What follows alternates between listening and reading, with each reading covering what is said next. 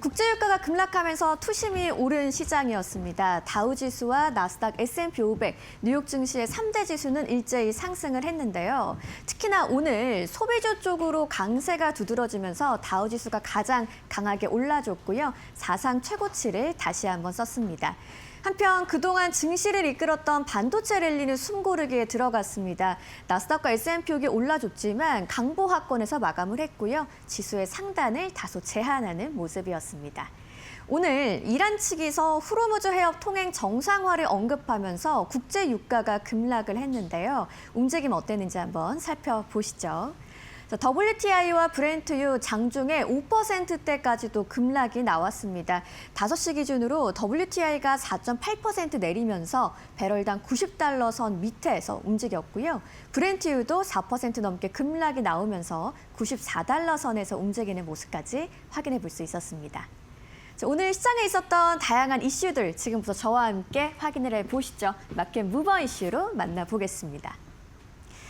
중동 긴장이 완화될 거란 기대감에 오늘 유가는 급락을 했습니다. 하지만 AI 쪽으로는 숨고르기가 나타났고요. 소비주와 플랫폼주 쪽으로 순환매가 일어나는 모습이었는데요. 하나씩 한번 차근차근 짚어보시죠. 오늘 시장의 핵심은 유가의 급락이라고 할 수 있겠습니다. 미국과 이란 협상에 대한 기대감은 일단 확대가 되는 분위기인데요. 호르무즈 해협의 정상화와 관련한 보도가 오늘 등장하기도 했습니다. 국제유가가 장중에 5% 그리고 5시 15분 기준으로는 4%대 급락이 나왔고요. 시장은 공급 충격이 완화될 거라는 가능성을 선반영하는 분위기였는데요. 이 내용을 한번 시간대에 따라서 한번 자세히 살펴보도록 하겠습니다. 자, 장 초반에 이란의 국영 TV가 호르무즈 해협의 상업 선박 운항을 전쟁 이전 수준으로 복원하는 걸 추진 중이다라는 보도가 나왔습니다. WTI가 장중에 90달러를 하회하게 됐고 브렌트유도 급락을 했는데요. 이런 국제유가의 급락이 증시에는 긍정적인 반응으로 이어졌습니다. 근데 이후에 업데이트가 된 내용이 또 있습니다. 백악관이 이와 관련한 보도가 완전하게 조작됐다라면서 반박을 내놓은 건데요. 하지만 그럼에도 불구하고 유가의 낙폭은 대부분 유지가 됐습니다. 시장은 전면 확전이 가능성이 완화됐다는 점에 더 주목을 했는데요. 결국 협상 결과가 확정된 게 아니라 최악의 공급 차질 우려가 완화됐다라는 기대감이 오늘 시장을 움직였다고 볼 수 있겠습니다. 추가로 조금 더 살펴보실 만한 포인트가 있습니다. 일단 트럼프 대통령의 발언인데요. 호르무즈 해협은 누구도 통제하지 못할 것이다 라면서 이란의 우라늄, 러시아와 중국 이전을 반대한다라고 했습니다.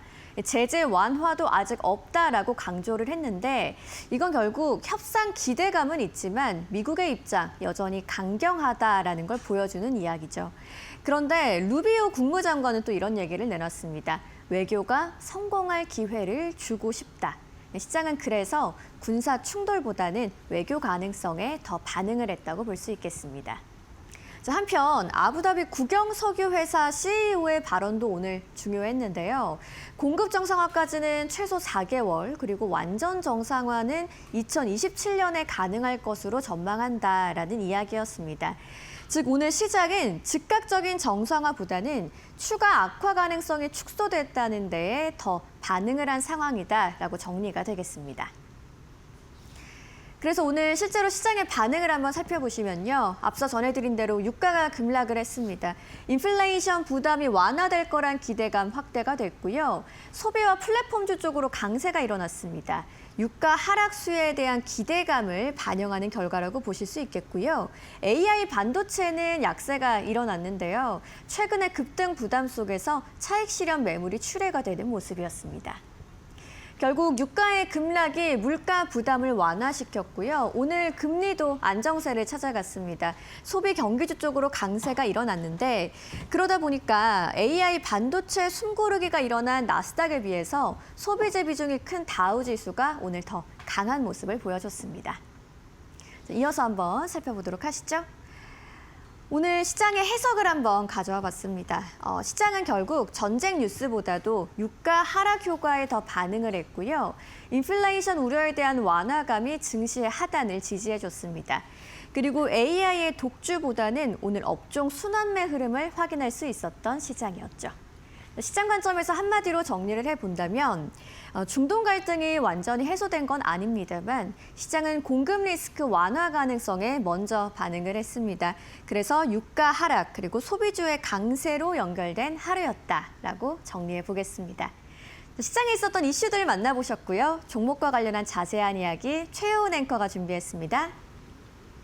네, AI 랠리 이어가고 있습니다. 간밤 시장에서는 아주 강력한 슈팅이 나온 것은 아니지만 그럼에도 불구하고 여전히 AI 쪽으로는 상승 탄력이 유지되는 흐름을 보여주고 있습니다.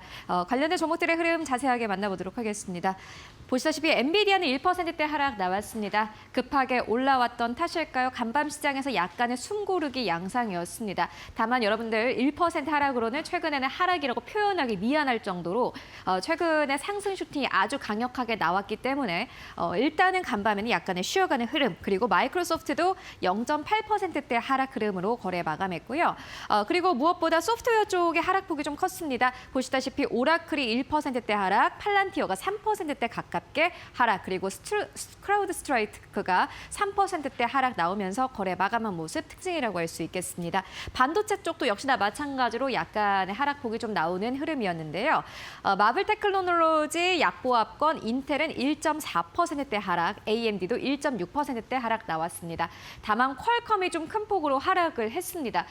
지난주에 이 퀄컴의 주가 자체가 두 자릿수의 급등 흐름을 보였기 때문에 간밤 시장에서는 6%대 하락 나오면서 거래 마감했고요. 그리고 금융 쪽도 역시나 마찬가지 좋지 않았습니다. JP모건 2.4%대, 그리고 이뿐만이 아니라 비자와 마스터카드 함께 보시면 보합 수준에서 거래 마감 모습 함께 확인하실 수 있고요. 메타가 3.7%대 상승 나오면서 거래 마감했습니다. 메타는 월 구독제 요금제로 AI 서비스를 제공하겠다라고 밝히면서 주가 자체가 이 강세 흐름을 보였고요. 알파벳은 약보합 수준에서 거래 마감했습니다. 그리고 아마존이 2.4%대 상승, 테슬라가 1.5%대 상승이었고요. 그리고 특징주가 한 가지 있습니다. 특징적으로 움직이는 섹터가 헬스케어 쪽이다, 이렇게 보시면 될 것 같은데 헬스케어 쪽 같은 경우는 간밤 시장에서 상승 탄력이 강력하게 나왔습니다. 제 위로 보이시는 일라이릴리 1.7%대 상승 나오면서 거래 마감했고, 존슨앤존스도 역시나 마찬가지로 상승 탄력 보이면서 거래 마감했습니다. 헬스케어 쪽 아무래도 모멘텀이 있기 때문에 이번 달에는 계속해서 지켜봐야 될 것 같다라는 생각이 들고요. 그렇다면 간밤 시장에서 어떠한 기업들이 특징적으로 움직였는지 살펴보도록 하겠습니다. 네, 두 가지 특징주 함께 만나보도록 하겠습니다. 먼저 첫 번째 특징주로는 샌디스크입니다. 샌디스크는 최근에 AI 훈풍을 타고 주가가 상승 탄력을 보여주고 있습니다.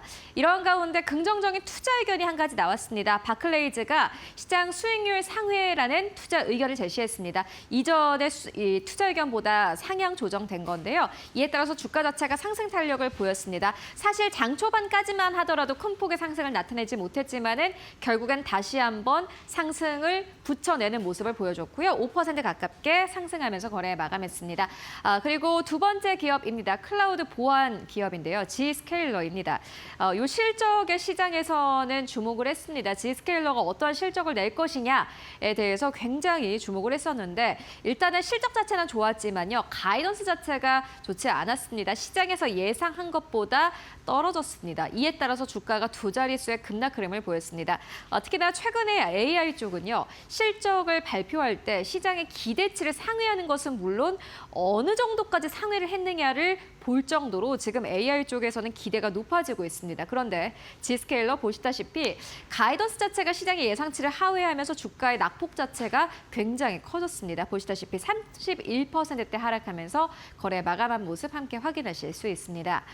그리고 간밤 증시가 마감되고 난 이후 굉장히 많은 기업들이 실적을 발표를 했는데 먼저 첫 번째 기업입니다. 마블 테크놀로지인데요. 미국의 반도체 안에서도 시총이 꽤 큰 기업입니다. 실적을 발표했는데 EPS와 매출 모두 다 시장의 예상치를 상회했습니다. 분기 기준으로 했을 때 일단은 사상 최대치를 기록했다라고 인베스팅닷컴은 전했고요. 이에 따라서 일단은 기대감은 커지고 있는 모습입니다. 가이던스 자체도 좋았습니다. 가이던스도 시장의 예상치를 상회하면서 일단은 시장의 기대 심리를 더욱더 끌어올 끌어올리는 흐름을 보여줬고요. 그리고 데이터 사업의 매출을 공개를 했는데 전체 매출 가운데 76%를 차지했다고 합니다. 이에 따라서 시장에서는 역시나 환호를 했습니다. 시간의 거래에서 상승 탄력을 보여줬는데요.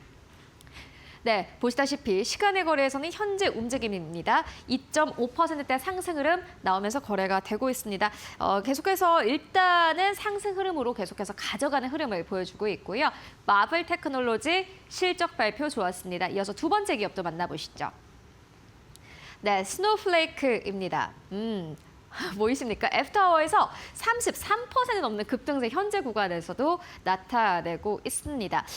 스노우플레이크는 아마존 웹 서비스에 투자를 확대하겠다라고 발표를 했습니다. 이 AI 소프트웨어 쪽으로 여전히 좀 강세 흐름을 나타내고 있는 것을 함께 확인하실 수 있는데요. 이에 따라서 스노우플레이크가 사업 안에서의 영역을 확장하는 것이 아니냐라는 기대감이 나오고 있습니다. 실적을 발표를 했는데요. EPS와 매출 모두 다 시장의 예상치를 상회했고요.